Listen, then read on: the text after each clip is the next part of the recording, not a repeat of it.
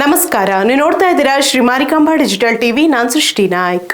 ಹೋರಿ ಹಬ್ಬದಲ್ಲಿ ಪ್ರಶಸ್ತಿ ನೀಡದೆ ಮೋಸ ಮಾಡಿರುವುದು, ಬಾದನ್ಗೋಡ್ ಗ್ರಾಮ ಪಂಚಾಯಿತಿಯಲ್ಲಿ ಅವ್ಯವಹಾರ ನಡೆದಿರುವುದು ಹಾಗೂ ವೈಯಕ್ತಿಕ ಕಟೌಟ್ಗಳಿಗೆ ಸೊಸೈಟಿ ಹಣ ಬಳಸಿರುವ ಬಗ್ಗೆ ಕಾಳಂಗಿ ಸಹಕಾರಿ ಸಂಘದ ಉಪಾಧ್ಯಕ್ಷ ನಟರಾಜ್ ಹೊಸೂರ್ ವಿರುದ್ಧ ಬಾದನ್ಗೋಡ್ ಗ್ರಾಮ ಪಂಚಾಯಿತಿ ಮಾಜಿ ಅಧ್ಯಕ್ಷ ಬಸವರಾಜ್ ನಂದಿಕೇಶ್ವರ್ ಮಠ ತೀವ್ರ ವಾಗ್ದಾಳಿ ನಡೆಸಿದರು. ಶಿರಸಿಯ ಪತ್ರಿಕಾಭವನದಲ್ಲಿ ಭಾನುವಾರ ಸುದ್ದಿಗೋಷ್ಠಿ ನಡೆಸಿ ಮಾತನಾಡಿದ ಬಸವರಾಜ ನಂದಿಕೇಶ್ವರ ಮಠ, ಕಾಳಂಗಿ ಸಹಕಾರಿ ಸಂಘದಲ್ಲಿ ಕೋಟ್ಯಂತರ ರೂಪಾಯಿ ಅವ್ಯವಹಾರ ನಡೆಸಿ ತಮ್ಮನ್ನ ಸಮರ್ಥಿಸಿಕೊಳ್ಳಲು ಹೊರಟಿರುವುದು ನಾಚಿಕೆಗೇಡಿನ ಕೆಲಸ ಎಂದು ಆರೋಪ ಮಾಡಿದರು. ನೈತಿಕತೆ ಮತ್ತು ಪ್ರಾಮಾಣಿಕತೆ ಇದ್ದರೆ ತಕ್ಷಣ ತಮ್ಮ ಸ್ಥಾನಕ್ಕೆ ರಾಜೀನಾಮೆ ನೀಡಿ ತನಿಖೆಗೆ ಸಹಕಾರ ನೀಡಬೇಕು. ಸದಸ್ಯರಲ್ಲದವರ ಹೆಸರಿನಲ್ಲಿ ಸಾಲ ಪಡೆದು ಹಣ ದುರ್ಬಳಕೆ ಮಾಡಿದವರು ಪ್ರಾಮಾಣಿಕತೆ ಬಗ್ಗೆ ಮಾತನಾಡುವ ಹಕ್ಕಿಲ್ಲ ಎಂದು ಹರಿಹಾಯ್ದರು.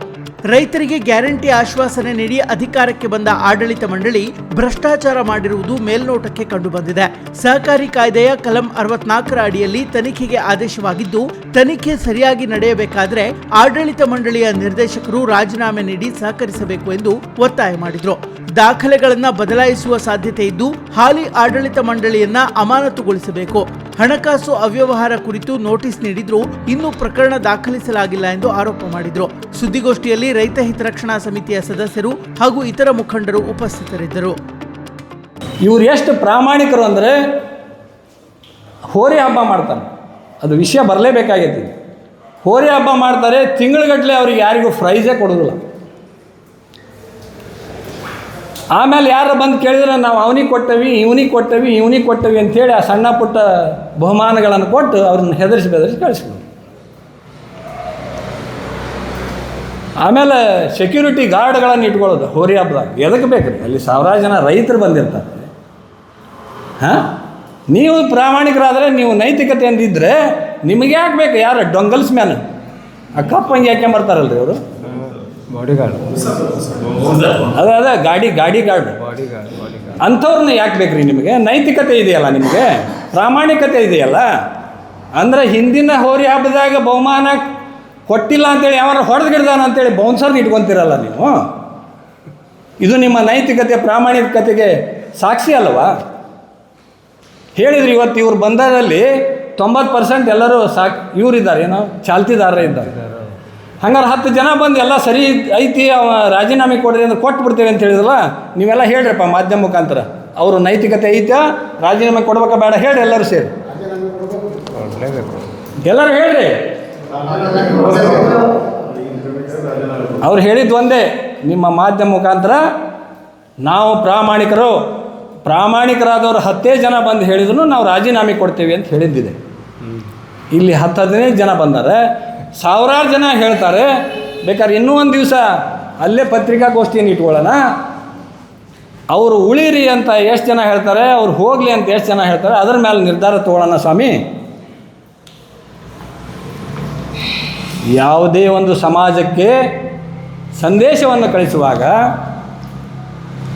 ನನ್ನತನವನ್ನು ನಾನು ಇಟ್ಕೋಬೇಕಾಗತ್ತೆ. ಇವರ ಪ್ರಾಮಾಣಿಕತನಕ್ಕೆ, ನೈತಿಕತೆಗೆ ಇನ್ನೊಂದು ದೊಡ್ಡ ಸಾಕ್ಷಿ ಐತ್ರಿ. ಪಂಚಾಯತ್ ಇವರು ಈ ಅವಧಿ ಒಳಗೆ, ಹಿಂದಿನ ಈಗೇನು ಸದ್ಯ ಮುಗಿತಲ್ಲ, ಈ ಅವಧಿ ಒಳಗೆ ಗ್ರಾಮ ಪಂಚಾಯತ್ ಅಧ್ಯಕ್ಷರು. ನಮ್ಮ ಅವಧಿ ಒಳಗೆ, ಈ 5 ವರ್ಷದ ಹಿಂದಿನ ಅವಧಿ ಒಳಗೆ ನಾವು ಇವರು ಕೂಡ ಸದಸ್ಯರಿದ್ವಿ. 1,80,000 ರೂಪಾಯಿ ಕಾನೇಶ್ವರಿ ದೇವಸ್ಥಾನ ಬದನ್ಗೋಡ್, ಇಲ್ಲಿ ನೋಡಿ ಕಾನೇಶ್ವರಿ ದೇವಸ್ಥಾನ ಕಾಣ್ತದೆ. 1,80,000 ರೂಪಾಯಿ ಹಣ ಇಟ್ಟರೆ ಅದು ಲಾಸ್ಟ್ ತುದಿಯಾಗ ಆಗಿರೋದಕ್ಕೆ ನಮ್ಮ ಅವಧಿ ಮುಗೀತು, ಅಲ್ಲಿ ಮಾಡಲಿಕ್ಕೆ ಆಗಲಿಲ್ಲ. ಅದು ನಿಮಗೂ ಗೊತ್ತು. ಇವರು ಬಂದ ನಂತರ ಘನಕಾರ್ಯ ಮಾಡಿದ್ದೇನೆಂದ್ರೆ, ಇಲ್ಲಿ ಕಂಬ ಐತೆ ನೋಡಿ, 25-30 ರೂಪಾಯಿದು ಒಂದು ಕಂಬ ಹಾಕಿಸಿ 1,80,000 ಗುಳುಂ ಸ್ವಾಹ ಮಾಡಿಬಿಟ್ರೆ. ಇವರ ಪ್ರಾಮಾಣಿಕತೆ ಮತ್ತು ನೈತಿಕತೆ ಬಾದ್ರಿ. ಇವರು ಸೋಲಾರ್ ವಿದ್ಯುತ್ ಲೈಟ್ 30,000 ರೂಪಾಯಿ, ಇದು ಎಲೆಕ್ಟ್ರಿಕಲ್ ಲೈಟ್ 1,80,000 ಪಂಚಾಯತ್ಗೆ ಸಂಬಂಧಪಟ್ಟ ಪ್ರಾಮಾಣಿಕತನದ ಒಂದು ನಿದರ್ಶನ ಇದೆ. ಈಗ ಇದ್ರದ್ದು ಪೂರ್ಣ ಹೊರಗೆ ಬಿದ್ದ ತಕ್ಷಣ ಇವು ಬಂದು ಬಿದ್ದಾವ್ರಿ ಕಂಬ. ಈಗೂ ಹೋದ್ರು ಕಂಬ ಅಲ್ಲೇ ಅದಾವೆ, ಇನ್ನೂ ನೆಟ್ಟಿಲ್ಲ. ಇದು ಇವರ ಪ್ರಾಮಾಣಿಕತೆಗೆ ಹಿಡಿದ ಕನ್ನಡಿ. ಇಂಥವು ಅನೇಕ ಇದ್ದಾವೆ. ಇಲ್ಲೂ ಸುಮಾರು 50-60 ಲಕ್ಷ ರೂಪಾಯಿ ಗೋಲ್ಮಾಲ್ ಮಾಡಿ ಬಂದಾರೆ ಇವರು ಪಂಚಾಯತಲ್ಲಿ. ಇದು ಮುಂದಿನ ದಿವಸ ದೊಡ್ಡ ತನಿಖೆಗಾಗಿ ಹೋರಾಟನೂ ನಡೀತಿತ್ತು, ಏನಾಗ್ತೈತೋ ನಮಗೂ ಗೊತ್ತಿಲ್ಲ. ಈಗ ನಡೆದೈತಿ. ಇದು ಒಂದೇ ನಿದರ್ಶನ. ಇವತ್ತು ನಾವು ಹೇಳೋದು ಸುಳ್ಳಾದರೆ ತಾವೆಲ್ಲ ಮಾಧ್ಯಮ ಮಿತ್ರರು ಕಾನೇಶ್ವರಿ ದೇವರ ದೇವಸ್ಥಾನ ಬದನಗೌಡ್ಗೆ ಹೋದರೆ ಇದು ನೈಜ ಚಿತ್ರಣ ಹೊರಗೆ ಬರ್ತದೆ. ಇಂಥ ಅನೇಕ ಆದ ಕಾಮಗಾರಿಗಳಿಗೆ ದುಡ್ಡು ತೆಗೆದವು ಅನೇಕ ಇದ್ದಾವೆ. ಯಾಕಂದರೆ ಒಬ್ಬ ಮನುಷ್ಯ ನನ್ನ ಪ್ರಾಮಾಣಿಕತೆಯನ್ನು ನಾನು ಎದೆ ತಟ್ಟಿ ಹೇಳಬೇಕಾದ್ರೆ ನನ್ನಲ್ಲಿ ಒಂದು ನೈತಿಕತೆ ಇರಬೇಕು.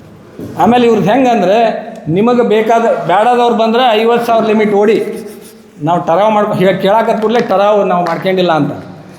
ನಿಮಗೆ ಬೇಕಾದವ ಬಂದ್ರೆ 5 ಲಕ್ಷದವರೆಗೂ ಟರಾವ್. ಆಮೇಲೆ ಅಲ್ಲಿ ಸಂಘದಲ್ಲಿ ಸದಸ್ಯರೇ ಇಲ್ಲ, ಅವ್ರ ಸಂಘಕ್ಕೆ ಹೋಗೇ ಇಲ್ಲ ಅಂಥವ್ರ ಹೆಸರಿಗೆ 4,50,000, 3,90,000 ಓಡಿ ಸಾಲ. ಆಮೇಲೆ ಅನೇಕ ಪತ್ರಿಕಾ ಮಿತ್ರರಿಗೆ ರೊಕ್ಕ ಬಂದಾವೆಲ್ಲ ಗೊತ್ತಿಲ್ಲ. ಆ ದೊಡ್ಡ ದೊಡ್ಡ ಕಟೌಟ್ ತನ್ನ ವೈಯಕ್ತಿಕ ಕಟೌಟ್ ಹಾಕ್ಸ್ಕೊಳ್ಳೋದು, ಬ್ಯಾನರಿನ ದುಡ್ಡು ಖರ್ಚು ಹಾಕೋದು ಸೊಸೈಟಿ ಒಳಗೆ. ಪಂಚಾಯತ್ ಅದು ಸೊಸೈಟಿ ನನ್ನ ವೈಯಕ್ತಿಕ ಏನ್ರಿ ಅದು. 2,400 ಜನ ಸದಸ್ಯರದು. ನಿಮ್ಮನ್ನು ನಮ್ಮ ರೈತರ ಪ್ರತಿನಿಧಿಯಾಗಿ ಕಳಿಸಿರೋದು. ಕಂಡಂಗೆ ಲೂಟ್ ಹೊಡ್ಯಾಕಲ್ಲ. ಪಂಚಾಯತಲ್ಲಿ ಹಂಗೆ ಪಂಚಾಯತ್ಯಾಗ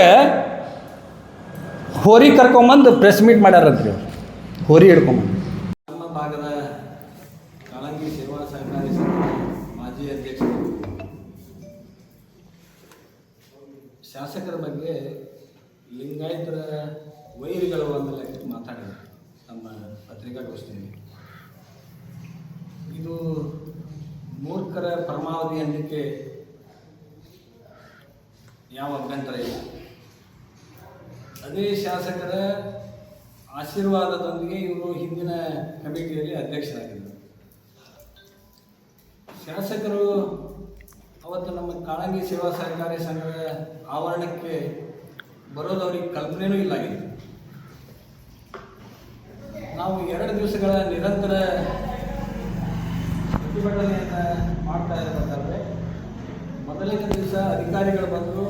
ಅಧಿಕಾರಿಗಳು ನಮಗೆ ಯಾವುದೇ ಥರದ ಸಮಂಜಸವಾದ ಉತ್ತರ ಆಗಲಿ ಪರಿಹಾರ ಆಗಲಿ ಕಂಡುಕೊಡಲಿಲ್ಲ.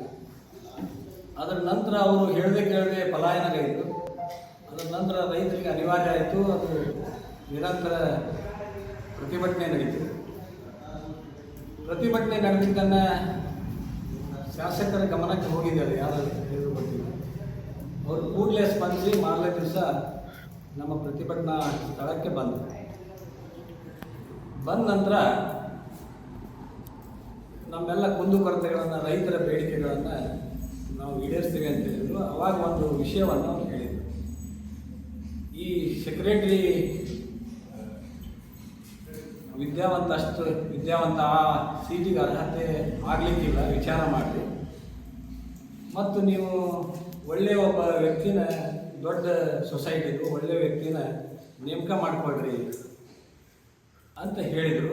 ಆದರೂ ಇವ್ರು ಏನೋ ಒತ್ತಾಯ ಮಾಡಿದ್ದಾರೆ. ಅವಾಗ ಅವ್ರು ಏನು ಹೇಳಿದರು, ನಾನು ಅದಕ್ಕೆ ವಿರೋಧ ಮಾಡಲಿಲ್ಲ. ಅವ್ರು ಹೇಳಿದ್ದಕ್ಕೆ ಯಾಕೆ ಮಾಡಲಿಲ್ಲ ಅಂದರೆ, ನಾಳೆ ಇವರು ಶಾಸಕರ ಲಿಂಗಾಯತ ವಿರೋಧಿಗಳು ಅಂದುಬಿಟ್ರೆ ಅನ್ನೋ ಒಂದು ಪ್ರಶ್ನೆ ಅವ್ರಿಗೆ ಕಾಡಿ ಅವರು ಏನು ಹೇಳಿಲ್ಲ. ಆಯ್ತಪ್ಪ ನಿಮ್ಗೆ ಹೆಂಗೆ ಹೇಳಿದ್ರೆ ಹಂಗೆ ಮಾಡಿಕೊಳ್ಳ್ರಿ ಅಂತ ಹೇಳಿದರು ಅಂತ ಆ ವಿಷಯವನ್ನು ಅವ್ರು ಹೇಳಿದರು.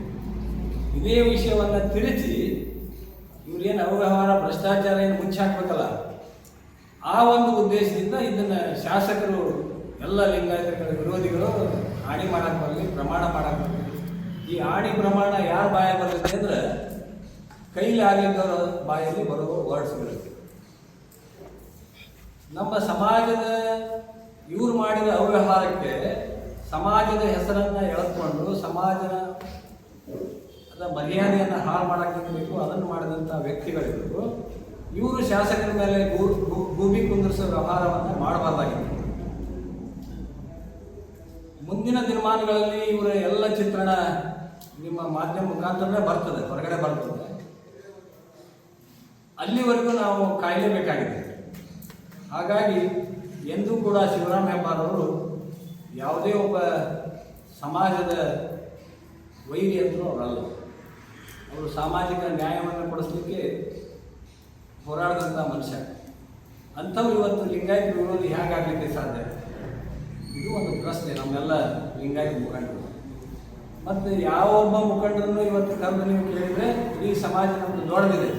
ಯಲ್ಲಾಪುರ ಕ್ಷೇತ್ರದಲ್ಲಿ ಭಾಳ ದೊಡ್ಡ ಪ್ರಮಾಣದಲ್ಲಿ ನೀವು ಯಾರನ್ನು ಬೇಕಾದರೂ ಮಾತಾಡಿಸಿದ್ರು ಕೂಡ ಇಲ್ಲ ನಾವು ಶಾಸಕರು ನಿಮ್ಮ ಲಿಂಗಾಯತ ವಿರೋಧಿಗಳಂತ ಯಾರ್ದಾರ ಬಾಯಾಗಿ ಬಂದರೆ ನಾವು ಅದನ್ನು ಒಪ್ಕೊಳ್ಳಿ ರೆಡಿ ಇದ್ದೀವಿ. ಅವ್ರು ಎಂದೂ ಕೂಡ ಅದನ್ನು ಮಾಡಿಲ್ಲ, ಮಾಡೋದಿಲ್ಲ. ಹಾಗಾಗಿ ಅವರಿಗೆ ನಿಮ್ಮ ಮಾಧ್ಯಮ ಮಿತ್ರರ ಮುಖಾಂತರ ಹೇಳೋದಿಷ್ಟೇ, ಅವರು ಮಾಡಿದ ತಪ್ಪು ಯಾರೋ ಹೇಳಿದ ಮಾತನ್ನು ಕೇಳಿ ಅದನ್ನು ಮಾತಾಡಿದ್ದಾರೆ ಅಂತ ನಮಗೆ ಅನಿಸಿಕೆ ಆಗಿದೆ. ಹೇಳಿದ ಮಾತು ಕಟ್ಟಿಕೊಟ್ಟ ಬುದ್ಧಿ ಅದು ಶಾಶ್ವತವಲ್ಲ. ಹಾಗಾಗಿ ತಾವು ಅದರ ತಪ್ಪಿನ ಅರಿವನ್ನು ಮನಗಂಡು ತಾವು ಕ್ಷಮೆ ಕೇಳಬೇಕಾಗುತ್ತೆ. ಕ್ಷಮೆ ಕೇಳಲಿಲ್ಲ ಅಂದರೆ ಮುಂದಿನ ದಿವಸ ನಾವೆಲ್ಲ ಸಮಾಜ ಬಾಂಧವರು ಅವ್ರ ವಿರುದ್ಧ ಹೋರಾಟಕ್ಕೆ ಇಳಿಬೇಕಾಗ್ಬೋದು. ಯಾಕಂದರೆ ಒಬ್ಬ ಪ್ರಾಮಾಣಿಕ ಶಾಸಕರ ವಿರುದ್ಧ ಈ ಥರ ಅಪಪ್ರಚಾರ ಮಾಡಿದರೆ ಮುಂದೆ ಸಮಸ್ಯೆ ಆಗುತ್ತೆ, ಸಮಾಜಕ್ಕೆ ಸಮಸ್ಯೆ, ಕೆಟ್ಟ ಹೆಸರು ಬರುತ್ತೆ. ಹಾಗಾಗಿ ಅವರು ಮುಂದಿನ ಉಗ್ರತನಕ್ಕೆ ಹೋಗೋದನ್ನು ಮನಗಂಡು ಅವರು ಕೂಡಲೇ ಕ್ಷಮೆ ಕೇಳಬೇಕು ಅಂತೇಳಿ ಎಲ್ಲ ಸಮಾಜದ ಮುಖಂಡರ ಪರವಾಗಿ ನಾನು ವಿನಂತಿಯನ್ನು ಮಾಧ್ಯಮ ಮುಖಾಂತರ ಮಾಡ್ಕೊಳ್ತಾ ಇದ್ದೀನಿ. ಅವರು ಕೂಡ ಒಬ್ಬ ಸಮಾಜದ ಗಣ್ಯ ವ್ಯಕ್ತಿನೇ. ಉಪಕಾರ ತಗೊಂಡು ಉಪದ್ರ ಮಾಡೋದಂತಲ್ಲ, ಆ ವಿಷಯ ಅವ್ರು ಮಾಡಿದ್ದಾರೆ. ಸಮಾಜಕ್ಕೆ ಕೆಟ್ಟ ಹೆಸರು ಅವ್ರು ಮಾಡಿರೋ ವ್ಯವಹಾರ. ಹಾಗಾಗಿ ಅವರು ಕೂಡಲೇ ನಿಮ್ಮ ಮಾಧ್ಯಮ ಮುಖಾಂತರ ಹೇಳಿದ್ದೀವಿ, ನಮ್ಮ ಸಮಾಜ ಮುಖಂಡರು ಅವ್ರನ್ನ ಸಂಪರ್ಕ ಮಾಡಿ ಕರೆದು ಹೇಳ್ತಾರೆ. ಅವಾಗೂ ಕೂಡ ಅವ್ರು ತಿಳ್ಕೊಂಡಿಲ್ಲ ಅಂದಾಗ ಅನಿವಾರ್ಯ ಆಗ್ತದೆ. ಮುಂದೆ ಅದು ಏನು ಮಾಡಬೇಕು ಅಂತ ನಾವೆಲ್ಲ ಸಮಾಜದ ಹಿರಿಯರೆಲ್ಲ ಸೇರಿ ಒಂದು ನಿರ್ಧಾರಕ್ಕೆ ಬರ್ತೀವಿ. ಇವರು ಭ್ರಷ್ಟಾಚಾರ ಮಾಡೋ ಕಾರಣ ಗೊತ್ತಾಗ್ಬಿಡ್ತಿದೆ. ಏನಂದ್ರೆ 2,99,000, 2,99,000, 2,99,000, 2,99,000, 2,95,000. ಹಂಗಾರೆ ಎಲ್ಲ ರೈತರು 2,99,000 ಭತ್ತ ಇಡ್ಲಿಕ್ಕೆ ಸಾಧ್ಯ ಐತಾ? ಒಬ್ಬ ರೈತ 1 ಎಕರೆ 2 ಎಕರೆ ಅರ್ಧ ಎಕರೆದವ್ರು ಇದ್ದಾರಲ್ಲಿ, ಬೇಡ 10 ಎಕರೆದವ್ರು ಇರ್ಬೋದು. ಅವು ಯಾರೋ ಒಂದು 4 ಜನ 2,99,000 ಭತ್ತ ಇಟ್ಟು ಸಾಲ ಮಾಡಿರ್ಬೋದು. ಹಂಗಾರೆ ಇವ್ರು ಯಾರು ಸ್ವಾಮಿ? ಇವರು ಸಾಲ ತಗೊಂಡ್ರಲ್ಲ. ಇಲ್ಲಿ ಯಾವುದೇ ಅವ್ಯವಹಾರ ನಡೆದಿಲ್ವಾ? ಇದು ನೋಡಿ, 3,90,000, 3,90,000, 3,90,000, 4,50,000 ಎಲ್ಲ ಸೇಮ್ ಅಮೌಂಟಿನ ಸಾಲಗಾರ ಬರ್ತಾರೇನ್ರಿ ಸಂಘಕ್ಕೆ? ಇದು ಓಡಿ ಸಾಲ. ಇದು ಅಂದ್ರೆ ಅವ್ರಿಗೆ ಹೆಂಗೆ ಬೇಕು ಹಂಗೆ ಮಾಡ್ಕೊಳ್ಳುವಂಥ ವ್ಯವಸ್ಥೆ ಇರುವ ಸಾಲ. ಇಲ್ಲ, ಯಾವ ಟರಾವಲ್ಲಿ ಇಲ್ಲ, ಯಾವ ಪುಸ್ತಕದಾಗ ಇಲ್ಲ, ಯಾವ ಬದ್ನಿಕಾಯಿನೂ ಇಲ್ಲ. ನಾವು ತಗೊಂಡು ಇಲ್ಲ ಸಾಲ ಅಲ್ಲ. ಇವ್ರು ಯಾರು ತೊಗೊಂಡು ಇಲ್ಲ ಸಾಲ. ಉದಾಹರಣೆ ಒಂದು ಹೆಸರು ಕೊಟ್ಟರು ಸರ್. ಇದಕ್ಕೆ ಸಂಬಂಧಪಟ್ಟಂಗೆ ಉದಾಹರಣೆ. ಆಮೇಲೆ ಈ ಹಣ ಯಾರಿಗೆ ಹೋಗೈತಿ ಅಂದರೆ 74 ಲಕ್ಷ ಮಾಜಿ ಅಧ್ಯಕ್ಷನ ತಮ್ಮನ ಹೆಂಡತಿ ಅಕ್ಕನ ಮಗಳಿಗೆ ಹೋಗಿತ್ತು. ಹಿಂದೂದರ ಅದು ಹೆಸರು ಬೇಡ, ಅಕ್ಕನ ಅಂದರೆ ತನಿಖೆಯಲ್ಲಿ ಬರಬೇಕಲ್ಲ. 74 ಲಕ್ಷ ಹಣ ಹೋಗಿದೆ. ಇದು ಭ್ರಷ್ಟಾಚಾರ ಅಲ್ವಾ ಸ್ವಾಮಿ? ಇದು ಮೇಲ್ನೋಟದ ಭ್ರಷ್ಟಾಚಾರ ರೀ ಇದು. ಇನ್ನು ಒಳಗೆ ಹೋಗ್ರಿ ಇನ್ನೆಷ್ಟು ಇರ್ಬೋದು. ಇದಕ್ಕೆ ಸಂಬಂಧಪಟ್ಟು ನೋಡಿರಿ, 4,50,000 ರೂಪಾಯಿ ಸದಾಶಿವ ಗೌಡರು ಅಂತೇಳಿ ಪಾಪ ಇವ್ರ ಹೆಸರ ಮೇಲೆ ಬೇನಾಮಿ ಸಾಲ ಮಾಡಿ ನುಂಗಿ ನೀರು ಕುಡ್ದಾರ. ಅವರು ಮುಖ್ಯ ಕಾರ್ಯದರ್ಶಿಗೆ ಅರ್ಜಿ ಕೊಟ್ಟಾರ, ನಂದು ಸಾಲಿಲ್ಲ ಏನಿಲ್ಲಪ್ಪ, ನೀವು ಕೂಡಲೇ ಅದನ್ನು ಸರಿ ಮಾಡಿರಿ ಅಂತ. ಇವ್ರು ಕೊಟ್ಟು ಕಂಪ್ಲೇಂಟ್ ರೀ ಸೊಸೈಟಿಗೆ, ಸದಾಶಿವ ಬಂಗಾರಪ್ಪ ಗೌಡ್ರು.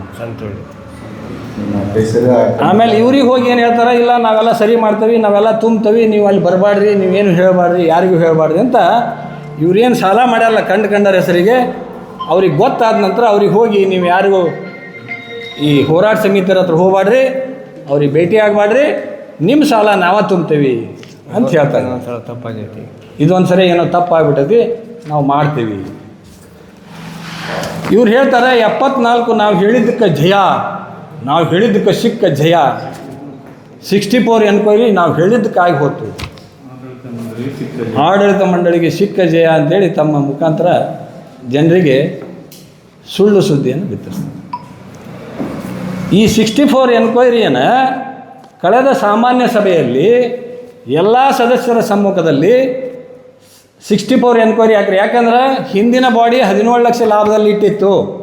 ನೀವು ಬಂದ ನಂತರ 1,63,61,00,000 ಲಾಸಲ್ಲಿ ತೋರಿಸಿದ್ರಿ. ಹಾಗಾದರೆ ತಿಂದವ್ರು ಯಾರು? ಅನ್ನೋದು ಗೊತ್ತಾಗಬೇಕಲ್ಲ. ಗೊತ್ತಾಗಬೇಕಾದ್ರೆ 64 ಎನ್ಕ್ವೈರಿ ಮಾಡಿರಿ ಅಂಥೇಳಿ ಟರಾವಲ್ಲಿ ಬರೀರಿ ಅಂದರೆ ಟರಾವಲ್ಲಿ ಬರ್ದಾರೋ ಇಲ್ಲನೂ ಗೊತ್ತಿಲ್ಲ, ಅದರ ಬಗ್ಗೆ ಕ್ರಮನೂ ತಗೊಳ್ಳಿಲ್ಲ. ಹಂಗಾರೆ ಇವರ ಪ್ರಾಮಾಣಿಕತೆ ನೈತಿಕತೆ ಎಲ್ಲಿ ಹೋಯಿತು ಸ್ವಾಮಿ?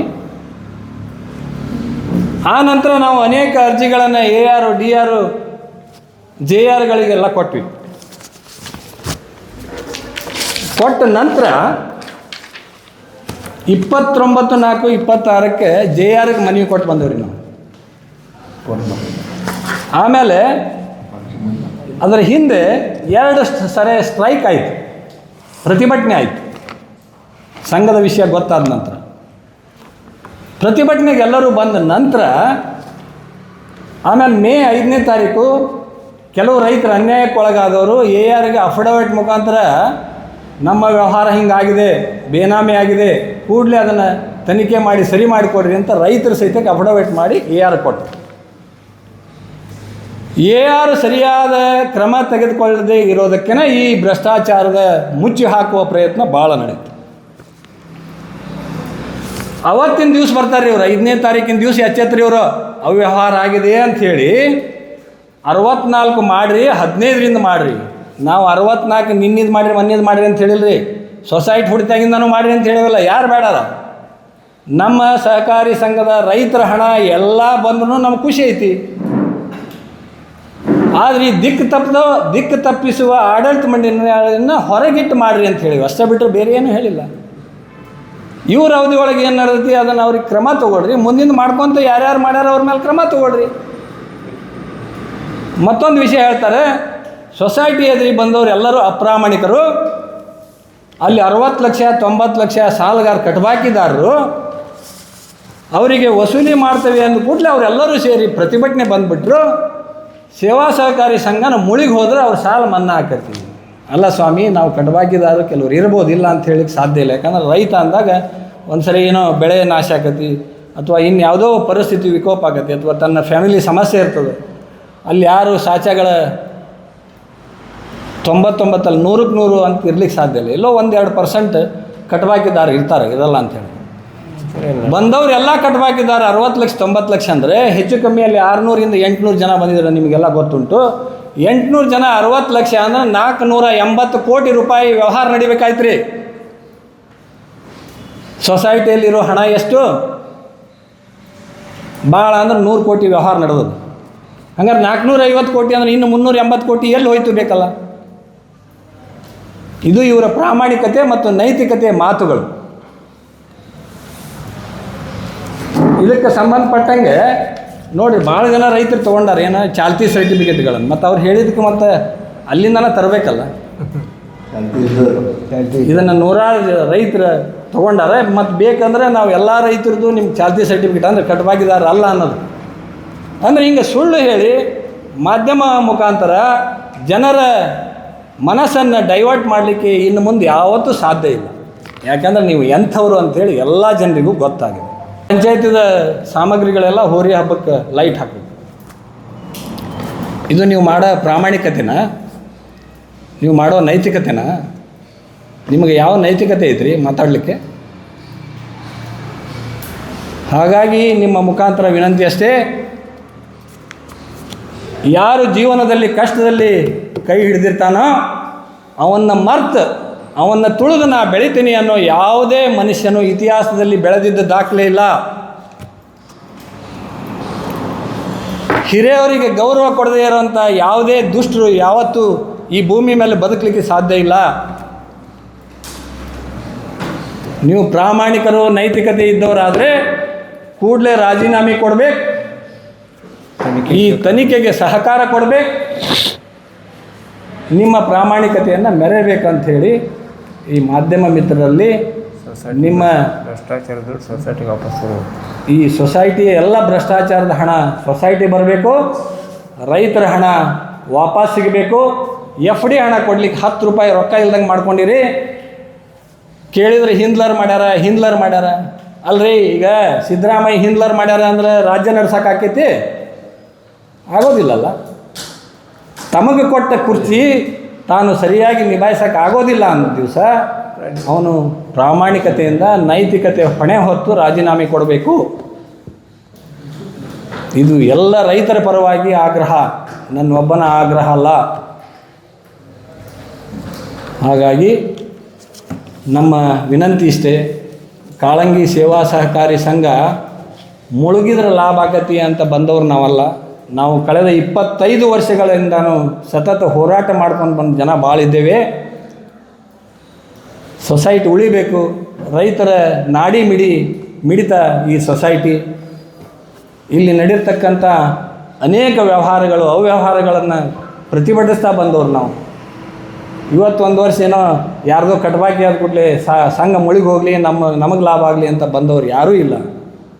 ಇಂಥ ಉದ್ದಟತನದ ಮಾತುಗಳನ್ನು ತಾವು ಬಿಡ್ರಿ, ಮಾಡಿದ ತಪ್ಪಿಗೆ ಪ್ರಾಯಶ್ಚಿತ್ತವನ್ನು ಮಾಡಿಕೊಡ್ರಿ, ಅಂದ್ರೆ ಮಾತ್ರ ದೇವರು ನಿಮ್ಮನ್ನು ಮೆಚ್ಚಲಿಕ್ಕೆ ಸಾಧ್ಯ ಐತಿ, ಆ ರೈತರು ಕ್ಷಮಿಸ್ಲಿಕ್ಕೆ ಸಾಧ್ಯ ಐತಿ ಅಂಥೇಳಿ ಕಾಳಂಗಿ ಸೇವಾ ಸಹಕಾರಿ ಸಂಘ ಬದನಗೋಡು ಪಂಚಾಯತ್ ವ್ಯಾಪ್ತಿಯ ಒಂದು ಪತ್ರಿಕಾಗೋಷ್ಠಿಯ ಈ ಸಂದರ್ಭದಲ್ಲಿ ಉಪಸ್ಥಿತರಿದ್ದಂಥ ಎಲ್ಲ ಪತ್ರಿಕಾ ಮಾಧ್ಯಮದವರಿಗೆ ತುಂಬ ಹೃದಯದ ಸ್ವಾಗತವನ್ನು ಬಯಸ್ತಾ, ಕಾಳಂಗಿ ಸೇವಾ ಸಹಕಾರಿ ಸಂಘದಲ್ಲಿ ಭ್ರಷ್ಟಾಚಾರ, ಕೋಟ್ಯಾಂತರ ರೂಪಾಯಿ ಭ್ರಷ್ಟಾಚಾರ ನಡೆದಿದೆ. ಅದ್ರ ಬಗ್ಗೆ ನಾವು ಹೋರಾಟವನ್ನು ಮಾಡ್ತಾ ಈ ಭ್ರಷ್ಟಾಚಾರ ಬಯಲಿಗೆ ಬರಬೇಕು ಅಂಥೇಳಿ ನಾವು ಹೋರಾಟ ಮಾಡಿ ಶಾಸಕರನ್ನು ಕೂಡ ಕರೆಸಿ ಶಾಸಕರು ಸೂಕ್ತವಾದ ತನಿಖೆಯನ್ನು ಮಾಡೋಕ್ಕೆ ನಾನು ಸಹಕಾರ ಕೊಡ್ತೇನೆ ಅಂತ ಹೇಳಿದ ಮಾತಿನ ಪ್ರಕಾರ ನಾವು ಧರಣಿಯನ್ನು ಮೊಟಕುಗೊಳಿಸಿದ್ವಿ. ಇದರ ಮಧ್ಯದಲ್ಲಿ ಧರಣಿಯಾದ ಮಾರನೇ ದಿವಸದಲ್ಲಿ ಆಡಳಿತ ಮಂಡಳಿ, ಕಾಳಂಗಿ ಸೇವಾ ಸಹಕಾರಿ ಸಂಘದ ಆಡಳಿತ ಮಂಡಳಿಯವರು ಒಂದು ಪತ್ರಿಕಾಗೋಷ್ಠಿಯನ್ನು ಕರೆದು ನಮ್ಮ ಆಡಳಿತ ಮಂಡಳಿಯ ಅವಧಿಯಲ್ಲಿ ಯಾವುದೇ ಭ್ರಷ್ಟಾಚಾರ ನಡೆದಿಲ್ಲ, ಅದು ಸುಳ್ಳು, ನಾವೇ ಈ ಭ್ರಷ್ಟಾಚಾರವನ್ನು ಹೊರಗೆ ಹಾಕೋಕ್ಕೆ ಪ್ರಯತ್ನ ಮಾಡಿದವರು ಅಂತಕ್ಕಂಥ ಹೇಳಿಕೆಯೂ ಕೂಡ ಪತ್ರಿಕಾ ಮಾಧ್ಯಮದಲ್ಲಿ ನಾವೆಲ್ಲ ನೋಡಿದ್ದೇವೆ. ಅದು ನಾವು ಹೇಳೋದಿಷ್ಟೇ, ನಾವು ಒಂದು ಪತ್ರಿಕಾಗೋಷ್ಠಿಯನ್ನು ಕರೆದು ಸತ್ಯವನ್ನು ತಿಳಿಸ್ತಕ್ಕಂಥ ಅನಿವಾರ್ಯತೆ ನಮಗೆ ಬಂದಿರೋದ್ರಿಂದ ಇವತ್ತು ನಾವು ಪತ್ರಿಕಾಗೋಷ್ಠಿಯನ್ನು ಕರೆಯಲಾಗಿದೆ. ಪತ್ರಿಕಾ ಮಾಧ್ಯಮದವರಲ್ಲಿ ನಮ್ಮ ವಿನಂತಿ ಏನಂದರೆ, ಕಾಳಂಗಿ ಸೇವಾ ಸಹಕಾರಿ ಸಂಘದಲ್ಲಿ 2020ರಿಂದ 2024ವರೆಗೂ ಸೇವಾ ಸಹಕಾರಿ ಸಂಘ ಲಾಭದಲ್ಲೇ ಬಂದಿದೆ. ಹಿಂದಿನ ಅವಧಿಯವರು ಲಾಭದಲ್ಲೇ ಸೇವಾ ಸಹಕಾರಿ ಸಂಘವಿದ್ದು, ಈ ಹೊಸ ಕಮಿಟಿಗೇನು ಭ್ರಷ್ಟಾಚಾರ ಮಾಡಿದೆ ಅಂಥೇಳಿ ನಾವೇನು ಹೋರಾಟ ಮಾಡ್ತಾಯಿದ್ದೀವಿ. ಈ ಕಮಿಟಿಯವರು ಬಂದ ನಂತರ 2024-25ನೇ ಸಾಲಿನಲ್ಲಿ 1,61,00,000 ನಷ್ಟವನ್ನು ತೋರಿಸಿದ್ದಾರೆ ಆಡಿಟ್ ವರದಿಯಲ್ಲಿ. ಇದು ನಾವು ಮಹಾಸಭೆಯಲ್ಲಿ ಪ್ರಶ್ನೆ ಮಾಡಿದ್ವಿ. ನೀವು ಹಿಂದಿನ ಕಮಿಟಿಯವರು ಸಣ್ಣ ಪುಟ್ಟ ತಪ್ಪುಗಳನ್ನ ಮಾಡ್ಯಾರು ಅಂಥೇಳಿ ಆಪಾದನೆಗಳು ಕೇಳಿಬಂದು ಕೂಡ ನೀವು ಅವ್ರ ವಿರುದ್ಧ ಹೋರಾಟ ಮಾಡೋದ್ರ ಮುಖಾಂತರ ಮತ್ತೊಂದು ಮಾಡೋದ್ರ ಮುಖಾಂತರ 0% ಬಡ್ಡಿಯಲ್ಲಿ ನಾವು ರೈತರ ಸಾಲವನ್ನು ಹೊಳ್ಳಬಳ್ಳ ಮಾಡಿಕೊಡ್ತೀವಿ ಅಂತಕ್ಕಂಥ ಆಶ್ವಾಸನೆಯನ್ನು ಕೊಟ್ಟು ರೈತರಿಗೆ ವಂಚಿಸಿ ನೀವು ಅಧಿಕಾರಕ್ಕೆ ಬಂದ ನಂತರ ನೀವು ಮಾಡಿದ್ದೇನು 1,61,00,000 ನಷ್ಟ ಆಗಿದೆಯಲ್ಲ ಸೊಸೈಟಿ ಅಂತ ನಾವು ಪ್ರಶ್ನೆ ಮಾಡಿದಾಗ ಅವರೊಂದು ಉತ್ತರ ಕೊಟ್ಟರು ನಮಗೆ. ನಮ್ಮ ಅವಧಿಯ ಒಳಗೆ ಯಾವುದೂ ಆಗಿಲ್ಲ, ಅದು ಹಿಂದಿನ ಕಮಿಟಿಯವರು ಮಾಡಿದ್ದು, ನಮಗದು ಸಂಬಂಧಪಟ್ಟಿಲ್ಲ ಅಂಥೇಳಿ ಹಾರಿಕೆ ಉತ್ತರನ ಕೊಟ್ಟರು. ಆವಾಗ ನಾವೇನು ಮಾಡಿದ್ವಿ ಅಂದರೆ, ನಿಮ್ಮ ಹಿಂದಿನ ಆಡಳಿತ ಕಮಿಟಿಯವರು ಪ್ರತಿ ವರ್ಷವೂ ಲಾಭ ಅಂತ ತೋರಿಸಿದ್ದಾರೆ. 32 ಲಕ್ಷ, 15 ಲಕ್ಷ, 20 ಲಕ್ಷ, 12 ಲಕ್ಷ ಲಾಭ ಅಂತ ತೋರಿಸ್ಯಾರ.